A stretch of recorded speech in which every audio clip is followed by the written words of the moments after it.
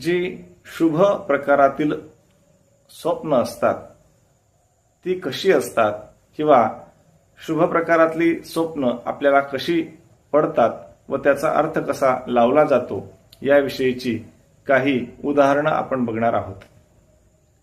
त्यातील पहिलं उदाहरण, पहिलं स्वप्न, जो मनुष्य हत्ती, घोडा, गाय, बैल, मनुष्य या द्वारे असलेल्या पालखीमध्ये स्वतःला वाहून घेऊन जात असताना पाहतो, स्वप्न पाहतो, त्याला राजासारखे वैभव प्राप्त होते.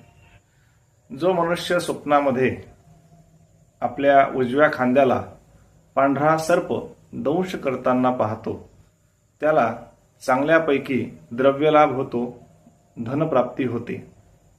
स्वप्नामध्ये कधी कधी आपण स्वतःचं डोकं, शिर स्वतःच्या हाताने किंवा दुसऱ्याच्या हाताने कापलेले पाहतो.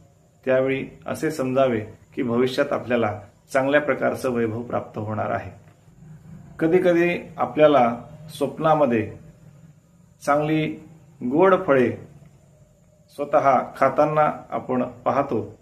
त्यावेळी आपल्याला चांगल्या प्रकारची धनाची प्राप्ती होते, चांगल्या प्रकारची फळाची प्राप्ती होते. त्यावेळी आपल्याला बराचसा पैसा मिळताना दिसून येतो.